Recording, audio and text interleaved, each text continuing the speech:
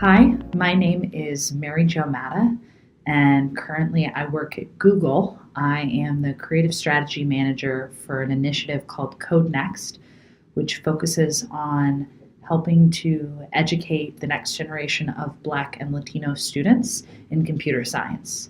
My guess is that the percentage of Americans that are Black male educators is pretty low. I'm not an expert, but if I had to guess, I'd say probably somewhere between 5 and 7%. This trend makes me really sad. I'll share that when I was a teacher, I actually used to have students come up to me and ask me why so many of their teachers were white and female, and I didn't have a good answer.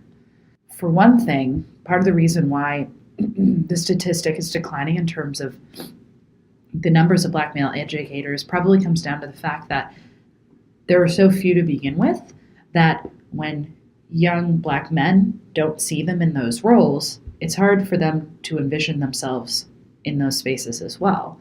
Learning environments suffer when we lack Black male educators. That's just the reality of it.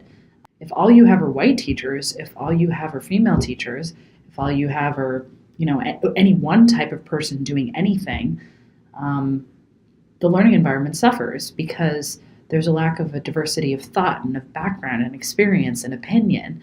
If there were more organizations solely dedicated to working with Black male educators, giving them resources, providing them with education, giving them a sense of camaraderie, that we could see a huge boost in the number of them going into the classroom. Being a teacher is hard, but being a teacher is especially hard when you don't necessarily feel connected to the other staff members. And unfortunately, sometimes that comes down to differences in gender, in race, in religion, in personal belief.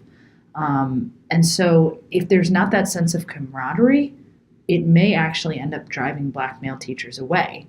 We also need more Black men in positions of power within districts, not just teachers. We need them as principals. We need them as district leaders. We need them as directors of technology. We need them to be in all sorts of roles, from every type of role in a district across the board. At this point, promoting and encouraging African American adult education has to continue. It's not a matter of whether it'll work in this climate. It's a matter of the fact that it just needs to keep going. And it needs to grow. I don't think that any climate will ever truly be 100% ripe for any sort of social change. There will always be folks that do not agree with the idea that racial diversity matters. All the more reason, though, that we should continue to push. You asked earlier if I would like to see the percentage of Black male educators go up, and I said yes.